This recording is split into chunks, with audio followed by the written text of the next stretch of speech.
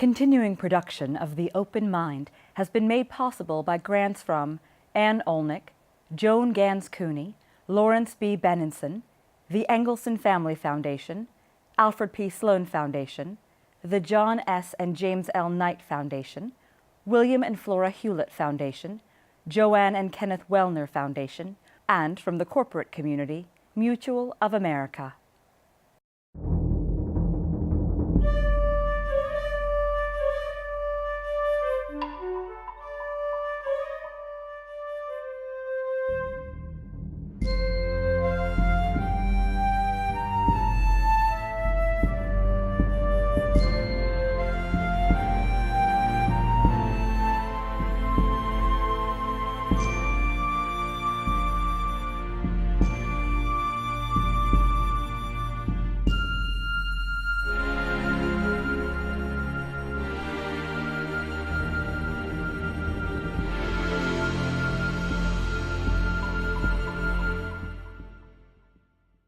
I'm Alexander Heffner, your host on The Open Mind.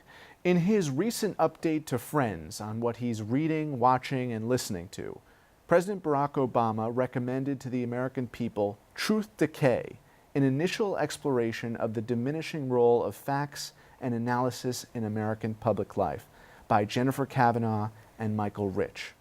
He wrote, "The title is self-explanatory, but the findings are very interesting.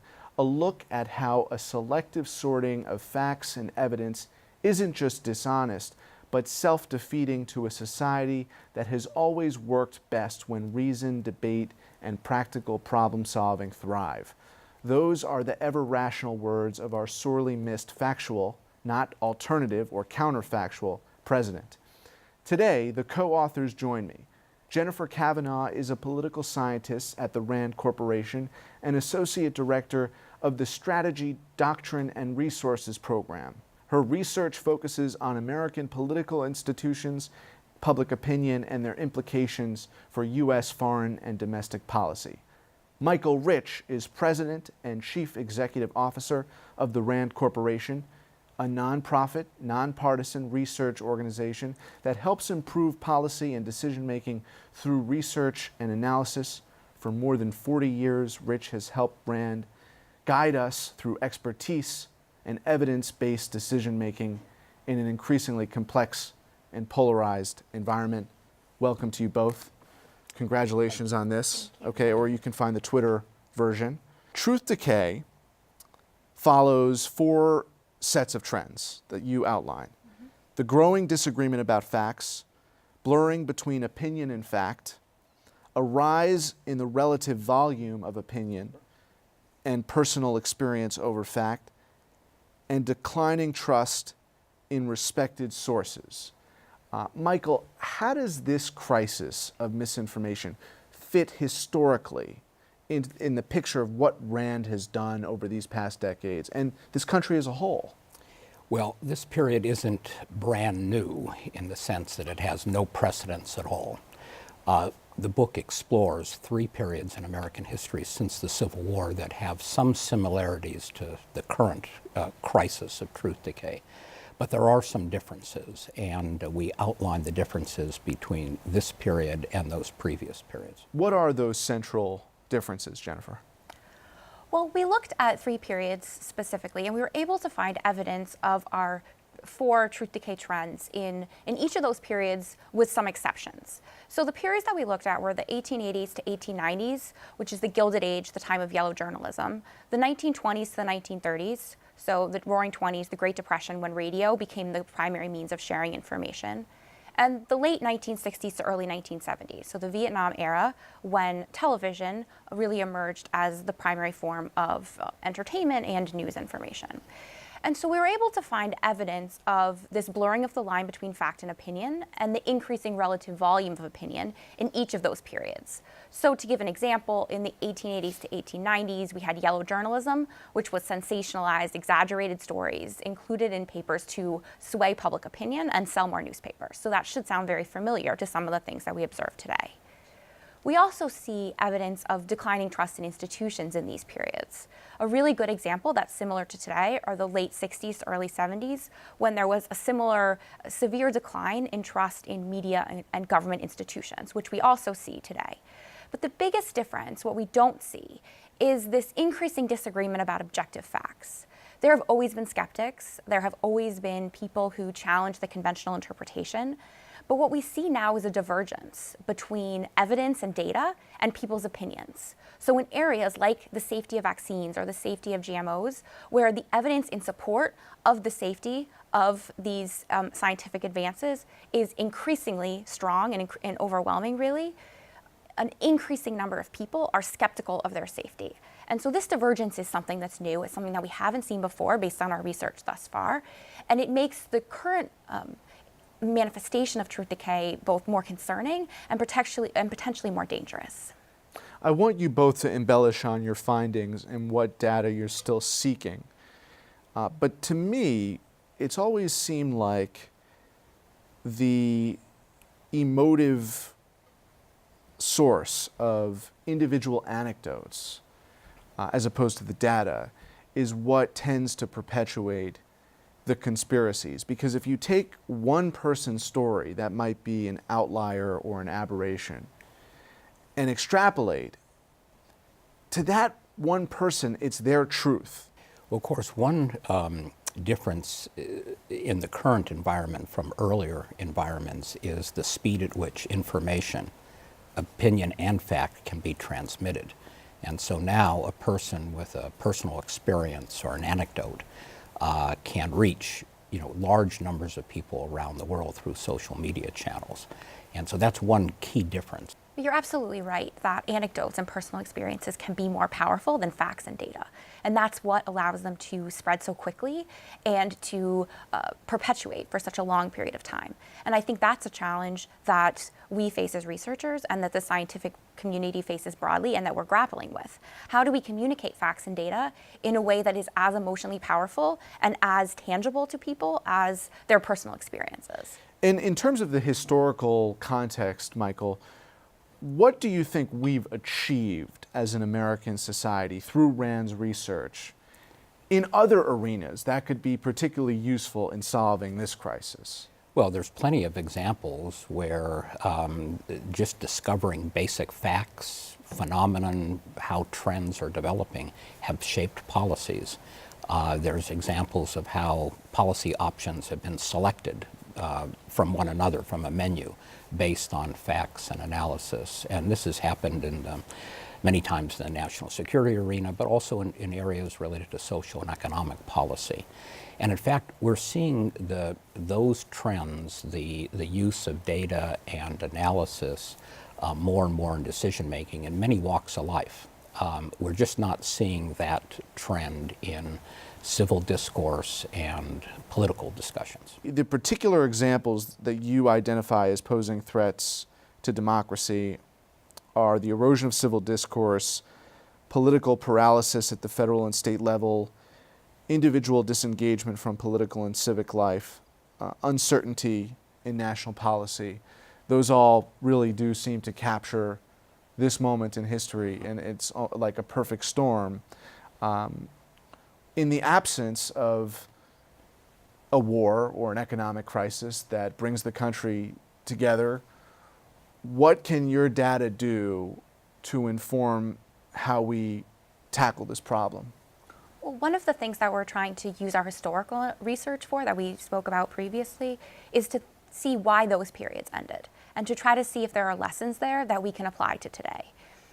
And we're still working on that question, but we do have some observations. The first is the role that investigative journalism plays in restoring the emphasis and trust in facts and data. And part of that increase in investigative journalism appears to be bottom up, people demanding it, and part of it is top down, journalists recognizing the responsibility and influence that they can have.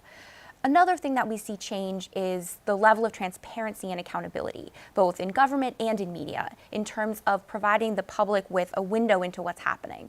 We saw that in the 60s and early 70s with the Church Commission that was one of the things that helped to end that period of truth decay was government commissions and investigations and changes in policy that provided this accountability and this check that helped to restore trust in institutions. But there's a number of other factors that I think we need to look at. One is economic prosperity. Another is economic inequality and the role that that plays in creating a unifying or a disunifying message. And a third is changes in the political alignment. So one of the key factors now that we talk about in the book is the role that political polarization plays. And part of that is due to our party structure. So it's possible that changes in the party structure or changes in political affiliations, a realignment, could be another solution. So I think there's a number of things that we need to look into, and that's what we're doing now. What, Michael, in the fabric of our democracy do you think is viable among those paths that we could emerge out of this without truth decay? Well, I don't think either one of us believes that this situation will be self-correcting, but I don't think either of us think that it's not possible to reverse the decay. And our research is still ongoing, but we're focused both on the provision of information, how information is provided, but also how it's consumed and how people distinguish good information from bad information. There's going to have to be efforts to change how both sides of the information transaction, if you will, are performed. One of the things that I've pointed to often on the show is the classification system. When you go into a library, you expect there to be clearly identified genres, different platforms, different content, fiction and nonfiction. And on YouTube and a lot of the emerging platforms, new media, not so new anymore, they just don't have the incentive to distinguish between fact and fiction. And that seems to me to be the most pressing issue. I don't know if you agree with that. Well, it's certainly part of the problem. One of the things that's driving that, which we refer to as the blurring of the line between fact and opinion, is the economics of the media industry. It's a lot cheaper to produce opinion and analysis and commentary than it is to produce investigative journalism. And so mixing the two of them, mixing some facts with some opinion and analysis, is a pretty cheap way to provide information to the public. It can also be more provocative and more attention-grabbing, which is another thing that media companies need if they're going to earn a profit, especially as competition increases and profit margins decrease. So there's a number of factors that are driving media companies, both traditional media outlets and social media or new media, as you called it, to pursue this approach. But it is a problem because people don't necessarily know what is a fact and what is opinion. And we're not doing a good job of training students in how to do that yet, in how to navigate this information space. So this is a key part of the problem. I would agree with you. The difference between now and the Vietnam era, when you had investigative journalists exposing the truth, and the Watergate era too, is that there were not these brigades of yellow citizen journalists online. And I wouldn't even denigrate yellow journalists that way, because while there was exaggerations, it was largely, correct me if I'm wrong, truthful. Whereas now we're not talking about exaggerations so much as painting absolutely false, deliberately conceived misinformation.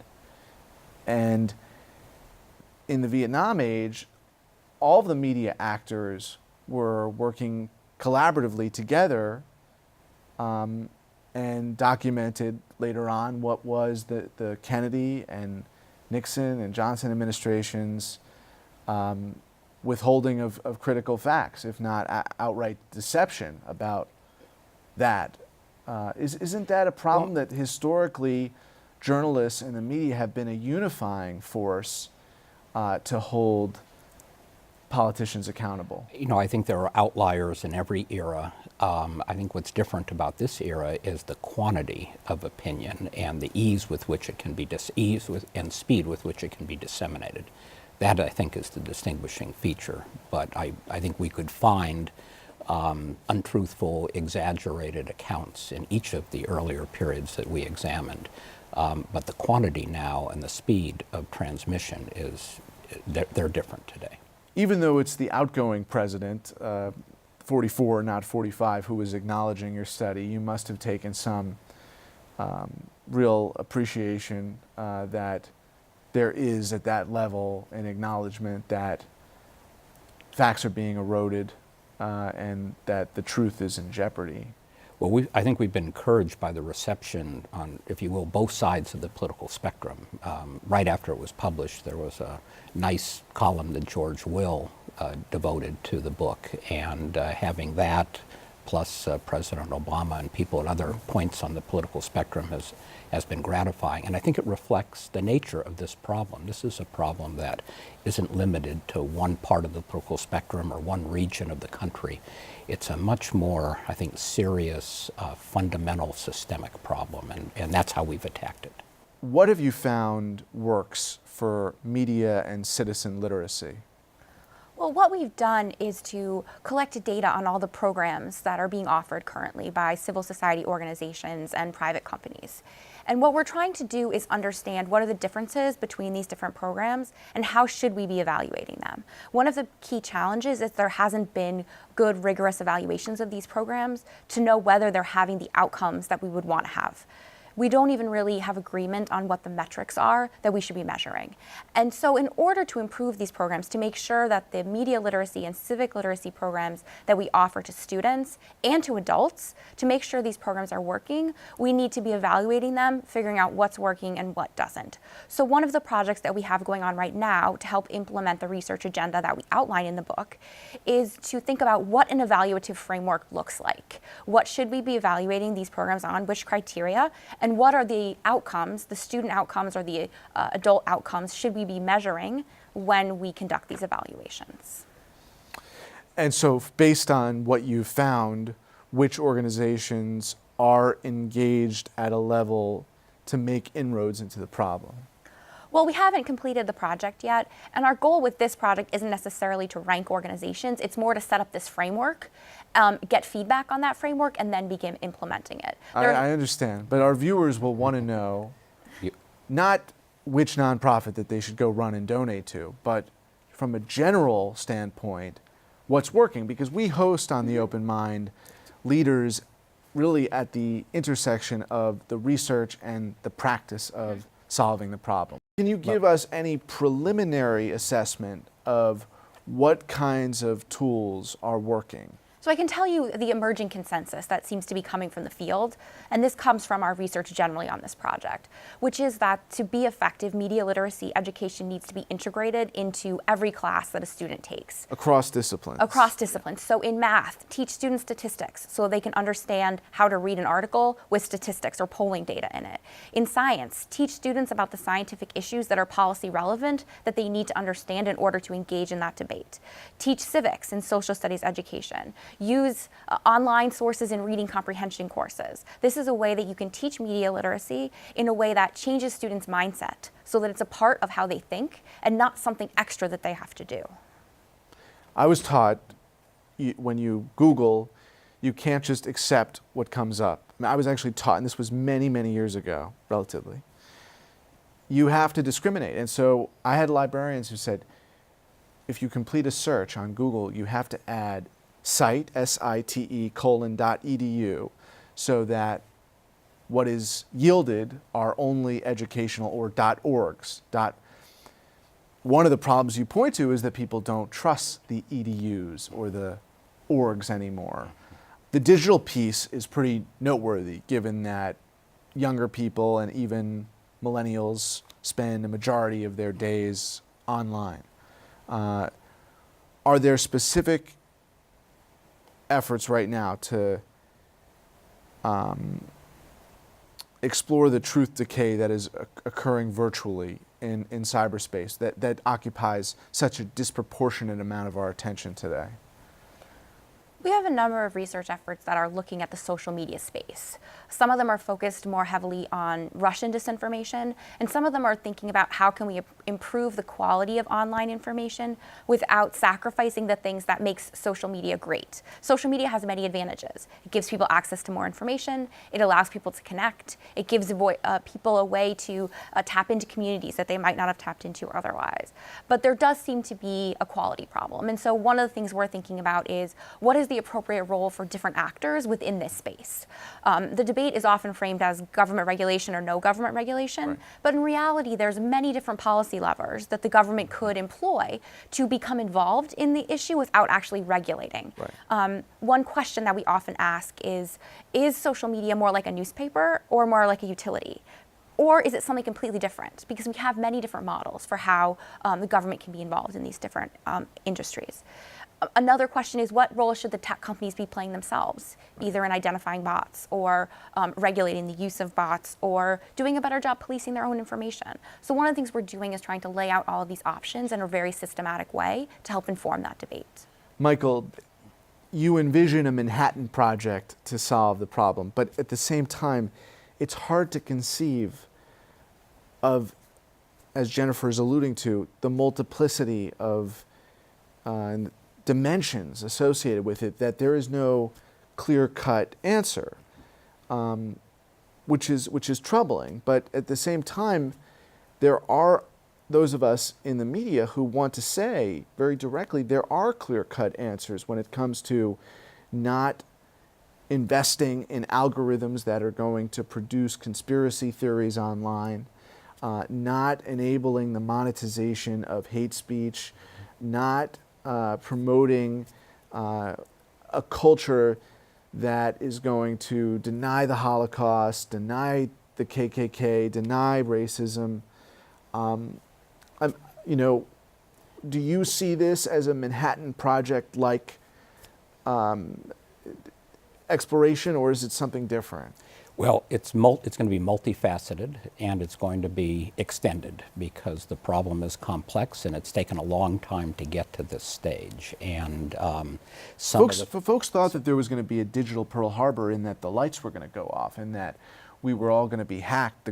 Not our energy grids, but our capacity to use the internet was going to be at one point just diminished because of cyber attacks. Instead, it's something perhaps more malicious. Well, I think this is malicious, and it's not the only malicious threat that we face, but it's one that's very difficult. And because of the linkage to the tenets of democracy, we regard it as very serious, which is why we started the research and why we're committed to extending it until we have more answers. And what is your vision as president, as the CEO of RAND? You know, RAND was founded on the principle that the most complex policy problems can be, and in fact should be, solved on the basis of rigorous and objective analysis.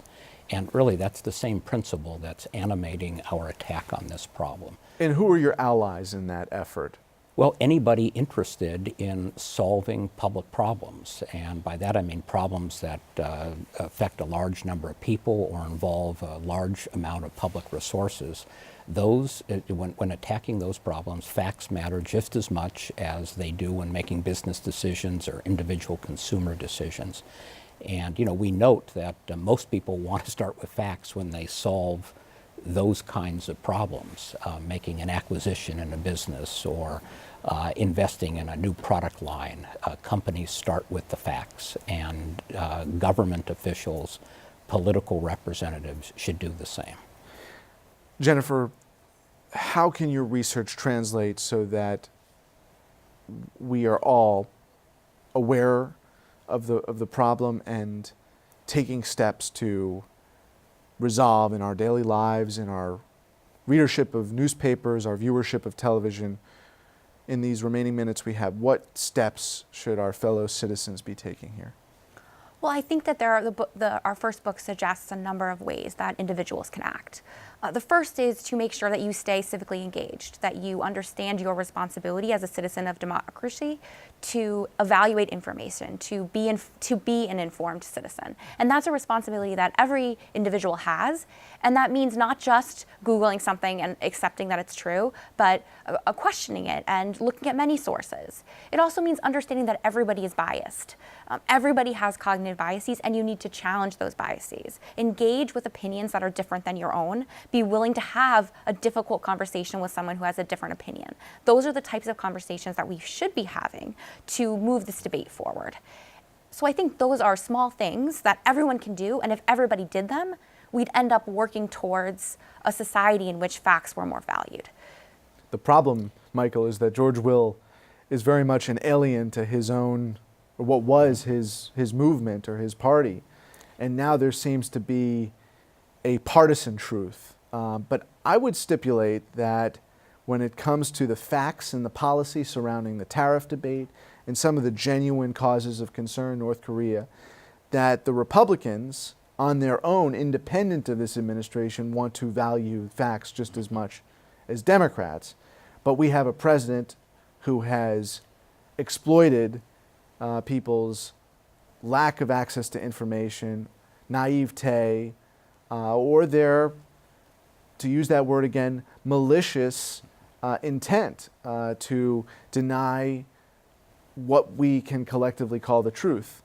A last word from you on how we rectify this so there's not a partisan truth, a blue truth, and a red truth. Well, you asked me how Rand was going to go about Yeah. addressing that. 3 ways. One is to attack the causes of truth decay that we outline and document in the book. And we're in progress Right. doing that. Second is to demonstrate over and over again in all of our areas of policy research, national security, social, economic policy, how looking at facts, doing careful analysis, identifying uncertainties can help a decision maker make a better decision for the public. And third, we operate the largest PhD program in policy analysis, and so we're turning out policy innovators, policy implementers who can make decisions based on this approach to facts and analysis. And you do see that far more at the state and local level now, inspired by your rigor in the policy arena.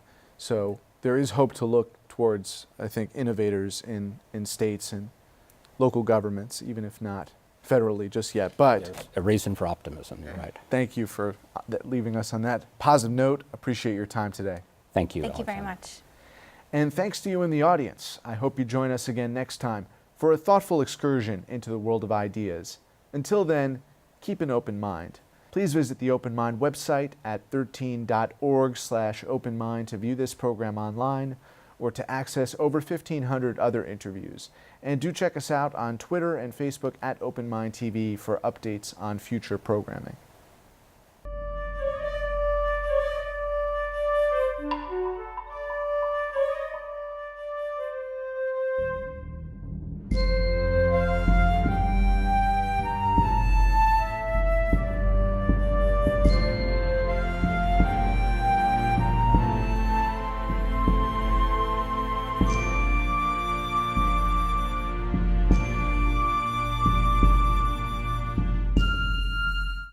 Continuing production of The Open Mind has been made possible by grants from Ann Olnick, Joan Gans Cooney, Lawrence B. Benenson, the Engelson Family Foundation, Alfred P. Sloan Foundation, the John S. and James L. Knight Foundation, William and Flora Hewlett Foundation, Joanne and Kenneth Wellner Foundation, and from the corporate community, Mutual of America.